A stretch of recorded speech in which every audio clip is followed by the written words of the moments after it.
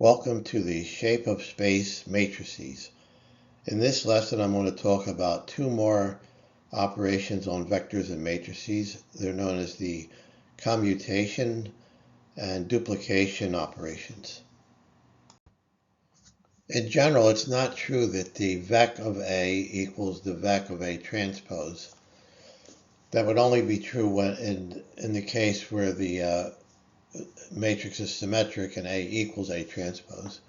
So we have an example here that shows that where they're not equal. You have a matrix A here, and then to vectorize it, you take the first column, then the second column and put it right underneath, and then the third column. Then if you take the transpose, A transpose down here, you have the first row becomes the first column, the second row, second column, third row becomes the third column. And then when you vectorize this, you get 1, 4, 7, 2, 5, 8, 3, 6, 9. Clearly, these two aren't the same. There's a couple of things I want you to notice here. The diagonal doesn't change when you take the transpose. So 1 and 1, 5 and 5, 9 and 9. They're in the same position for both the transpose of A and A. And then the other thing to notice is that all the other mappings, in other words, number 4, goes down to this position here, 7 here. That's the same. The positional permutation is the same no matter what elements you have in your matrix that you start with. So there should be some way of multiplying this by a permutation matrix to get from this to this here, and that's what we're going to talk about on the next slide. While vec A doesn't equal vec A transpose, there always exists a matrix KMN, known as the commutation matrix, such that KMN times vector A equals the vector A transpose, where A is an M by N matrix, so it doesn't need to be square. KMN contains Mn ones and Mn times Mn minus 1 zeros. It's basically a permutation matrix. Further, the commutation matrix is of dimension Mn by Mn. You can see that if you just add the number of zeros and ones, you're going to get Mn squared minus Mn, then you add that and it cancels the Mn part off and you just get Mn squared. With exactly one entry of 1 in each row and one entry of 1 in each column, with all their entries being 0. That's how the permutation matrix is defined. Let's look at an example. So for our matrix from the previous slide, if we want to have this relationship here, we're going to need K33, and that'll take a 9 by 1 vector and map it to the corresponding vector for the transpose of the associated matrix. And this is what it looks like. Now this will work for any 3 by 3 matrix. You notice we have a 1 in each row and column. So let's just pick one out here. This one here is in row 7, row 7 and column 3. And it's the same for all these. There's no row or column that has more than one 1. And the other thing that I want to mention here is that the diagonal elements, if you recall on the previous example, we had the diagonals mapped to themselves when you did the transpose, and then the vectorization had the diagonal elements in the same position. So that's why you have a 1 here, a 1 here in 5, 5, and a 1 here in position 9, 9.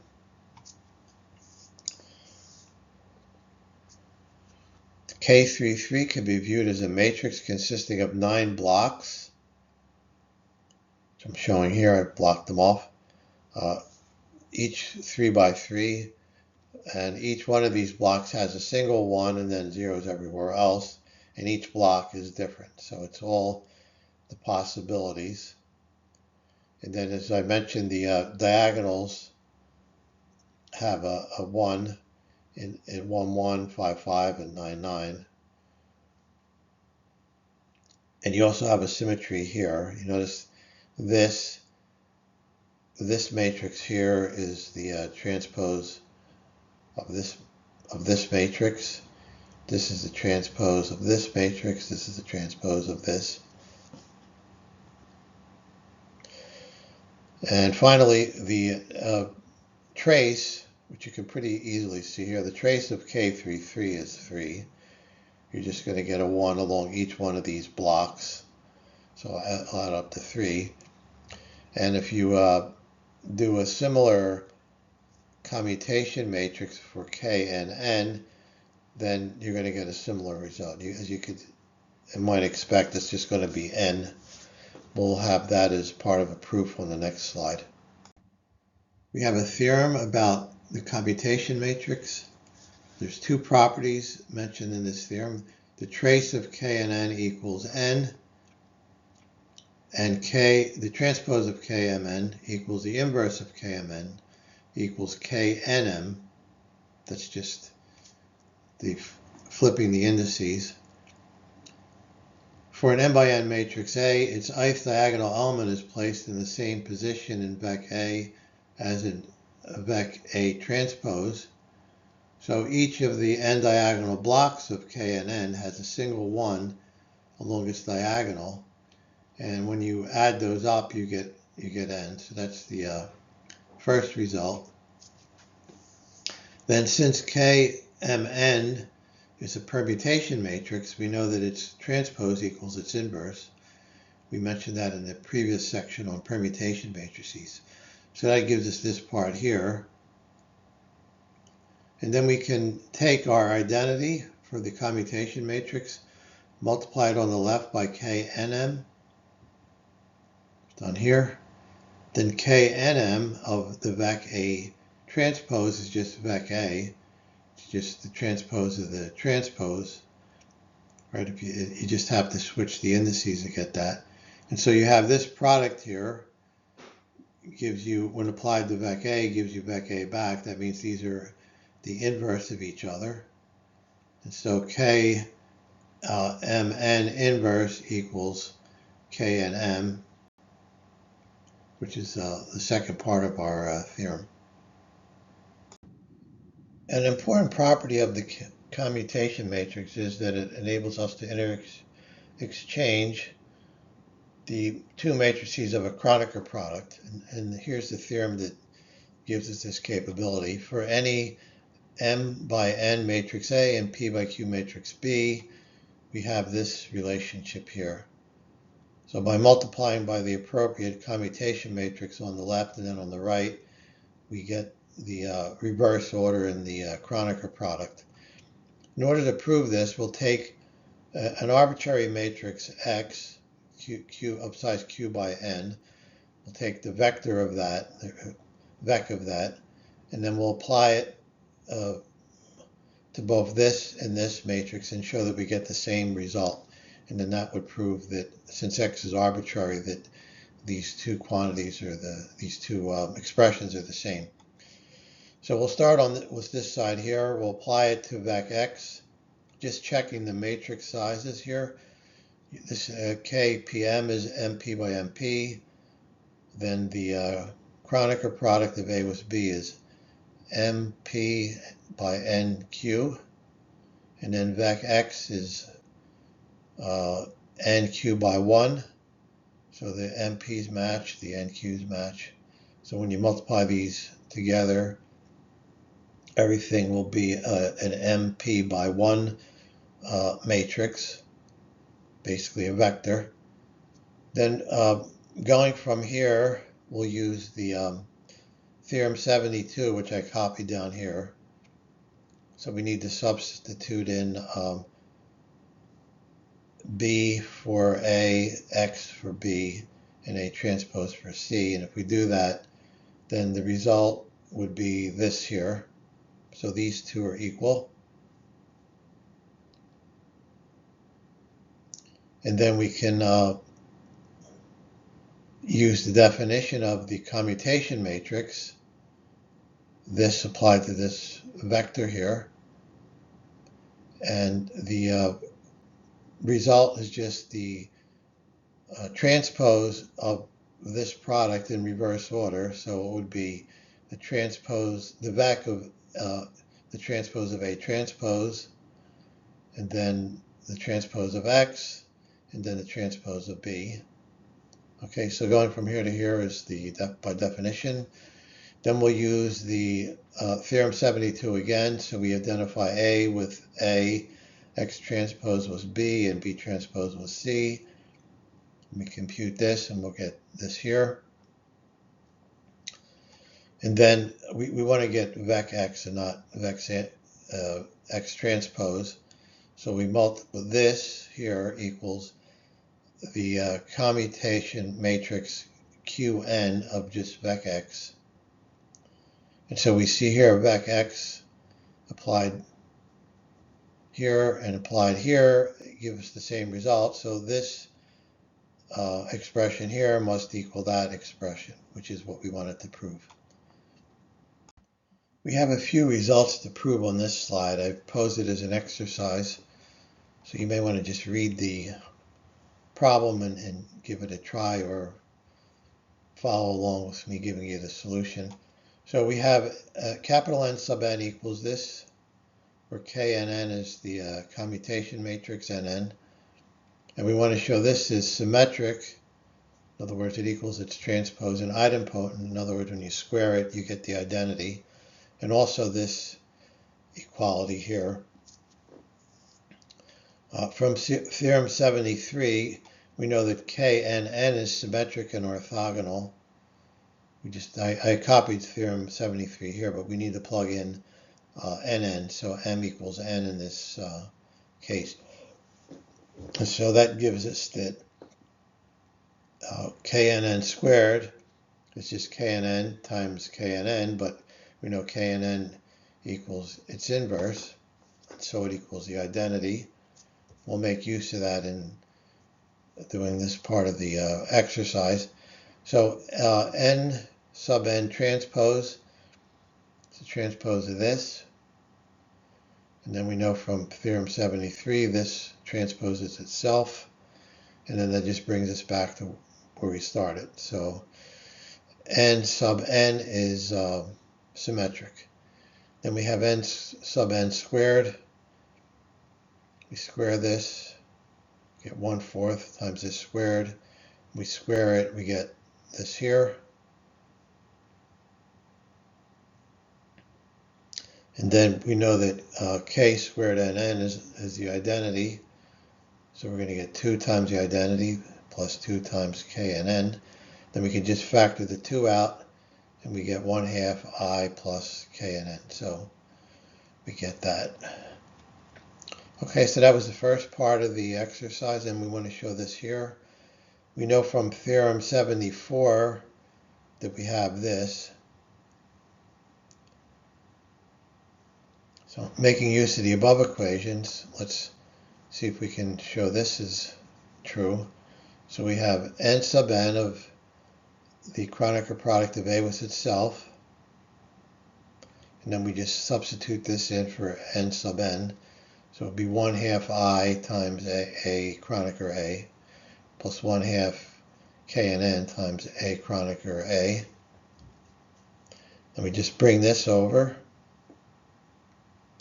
And then we have 1/2 this, but we know from what we just set up here that this equals this, so we get 1/2 this. Then we can factor out the A Kronecker A, and then what's left, and the 1/2, and what's left is I, 1/2 I plus KNN, in other words, N sub N. So we get that. Symmetric matrices have redundant information. The information above the main diagonal is the same as that below. So I have an example here of a symmetric matrix A. You notice you have the 2 and the 2, the -1, the -1, the 5 and 5. So you could blot out these 3 entries down here, and you would have the same information. This redundancy carries over to the vectorization of a symmetric matrix, and I highlighted that here. So the 2, the minus 1, and the 5 are repeated in this vectorization of A. So if you were doing some type of programming where you were interested in having an efficient storage of your information, this would, especially if you're getting very large matrices, this kind of gets very inefficient. So for the purposes of computational efficiency, it is desirable to have a non-redundant version of vec for symmetric matrices. This operation is known as vec h, vec half. You're kind of just taking half of what you need here. So for an n by n matrix A, the vec h operation produces a 1/2 n by n plus 1 column vector by eliminating all the elements of A above the main diagonal. So we went through an example here. We have A. We see it's symmetric, as we talked about, and we see these. We already have the 2 here, so this is redundant. We have the minus 1 already, that's redundant. We have the 5 here, so the next 5 is redundant. So we keep the initial appearance of the redundant information, the 2, minus 1, and 5 in this case, and then we delete the second appearance, so the 2, the minus 1, and the plus 5, that gets deleted, and then you get 1, 2, minus 1, minus 3, 5, and 4. So that would be vec h for A. In some cases, we want to re-expand the vec h that eliminated some of all the redundancies in A. And so there's something called the duplication matrix, D sub n. If you multiply that times vec h of A, you get vec A. The duplication matrix D sub n is n squared plus 1/2 n times n plus 1 in terms of its dimension. And I have an example here. This is D3. And we'll apply it to our vec A from the previous example in the last slide. So remember we went from this vector to this vector here. This was vec h of A. So if we multiply this times this, we get 1 times this one here. We'll get 1 again, and then we get 2.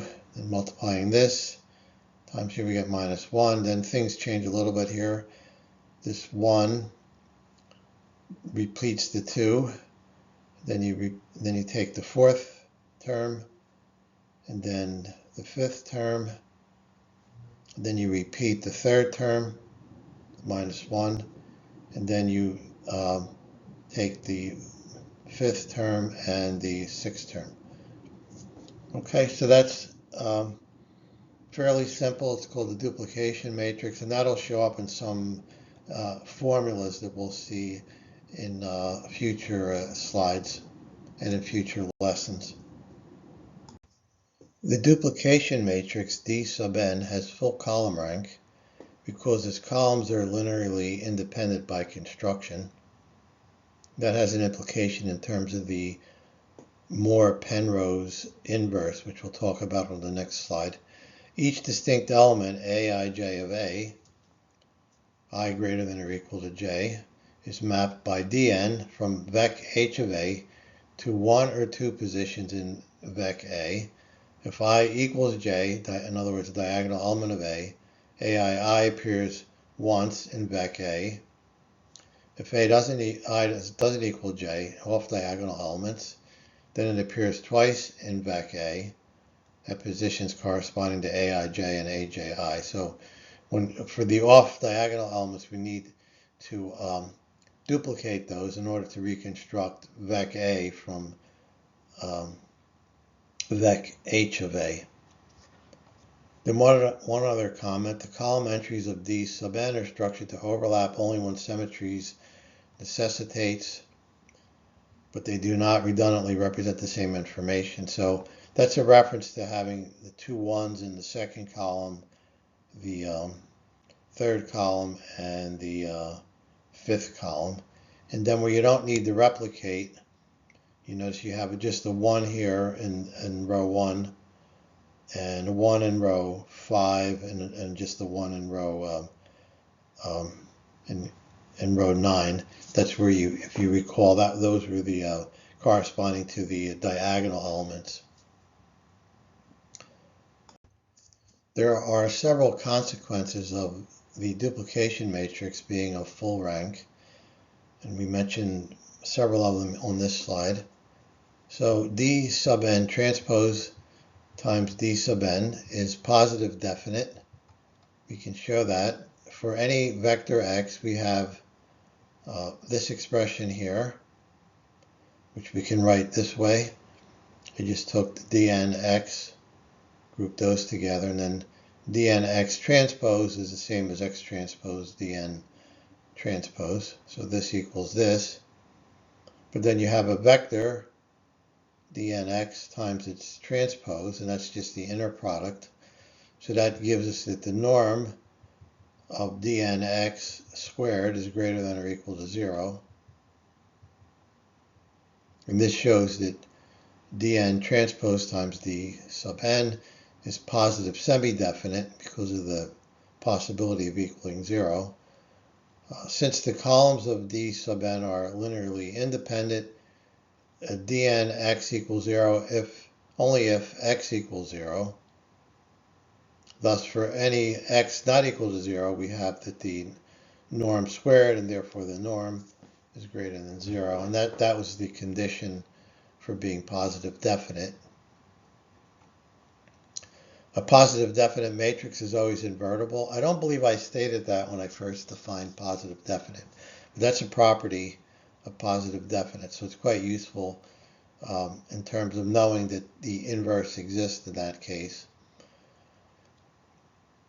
And if we know this exists, then if you recall from the previous lesson, the pseudo-inverse, or the Moore-Penrose inverse of dn, is given by a particular equation, which is this here. And then this, in turn, allows us to recover vec h of a from vec of a. So let's just go in the opposite direction. So we start with the definition of the duplication matrix. Then we multiply both sides by the pseudo-inverse of d sub n. That's this.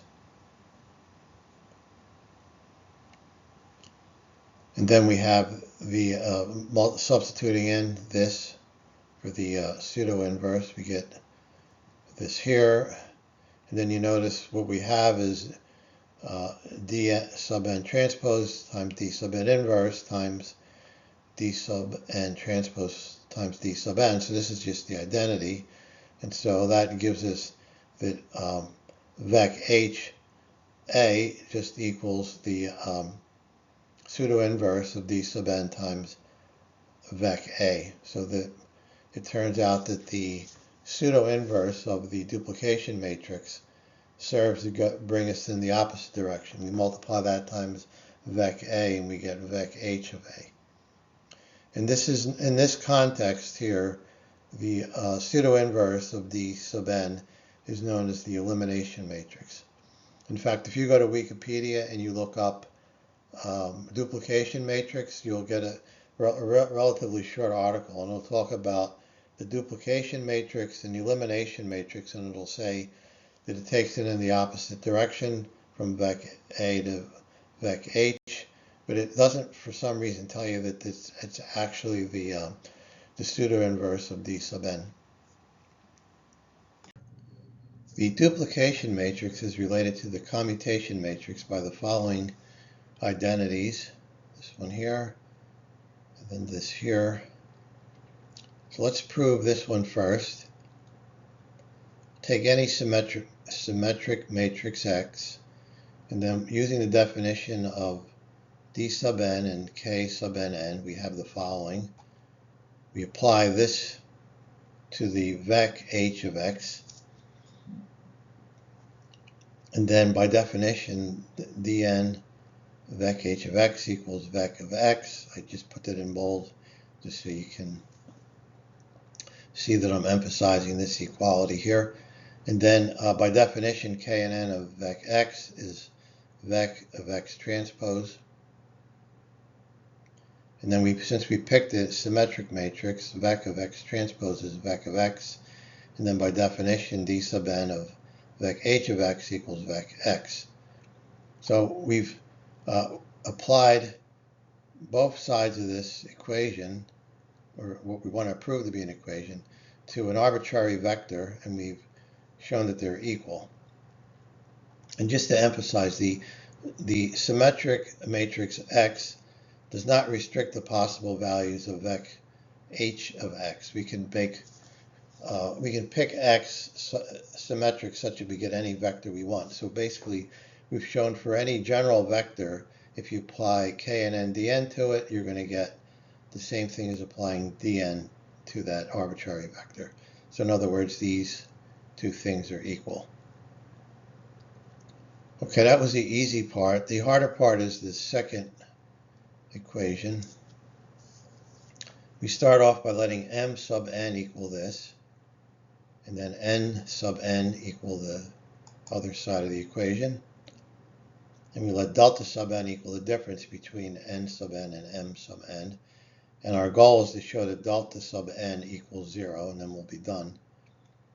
So first, we note that n sub n is symmetric idempotent. We proved that a few slides back. That was the exercise I went through. And we want to show that m sub n is also symmetric idempotent. So first we'll show it's symmetric. So we'll take the transpose of m sub n, and we plug in m sub n here. Then we take the transpose. Remember, the transpose of a product is the product of the transpose of the elements in the product in reverse order. So you would take the transpose of the n first, then the transpose of this middle term, then the transpose of this last. Get this here. Then theorem 21 says the transpose of the inverse is the inverse of the transpose. So this equals this. And we're almost done. We just take the transpose of this, but it's the same thing. And then if you examine this, this is actually m sub n. So the transpose of m sub n is itself, and that proves that it's symmetric. So next slide will prove that it's idempotent. I copied the definition of m sub n and n sub n here, so we have that to refer to. So continuous to proof, we want to show that m sub n is idempotent. So we take this and just plug it in, so we have this squared. Then using the associative law, I group these two terms together. And then you notice we have this times its inverse. So you just get the identity matrix, and then the identity times d sub nt is just d sub nt. We get this here, and that equals m sub n. You can double check. So m sub n squared equals m sub n, and that means it's idempotent. Now we have some additional intermediate results that we need to finish off our theorem. We want to show that m sub n times n sub n equals m sub n. And we'll make use of a couple of facts to do that. We have, by definition, this here, but you can take the transpose of both sides and you get this. And then we also have the transpose of k and n equals k and n. So we'll need this in our derivation. So we take m times n. We just plug in these two things here. I brought the 1/2 out. And I dropped the n squared on the I just for simpler typesetting, but this is of dimension n squared. Okay, then we multiply, so it's I times this, and then we get that here, and then k and n times this. We get the second term here. And then we had what I just mentioned, that k and n equals the transpose of k and n. So that's all I did from going from here to here. I just substituted this in. But then we have this is equal to dnt. which I put in here in red. And then this is the same thing twice, right? This and this. So we add those together and we get 2, and then that cancels with the 1/2, and then we come back to mn. So M times capital N equals capital M. And then I have a couple of exercises for you to do if you want to practice your knowledge of these different identities. Is that N sub n times M sub n equals M sub n. That follows something similar to this. And then another exercise is to show that delta sub n, which is, you remember that was the difference between the n and m, that's also a symmetric idempotent. We're going to need to use that to finish off the proof. Okay, so we have a little bit more on the next slide, and then we'll be done. Okay, we're almost done.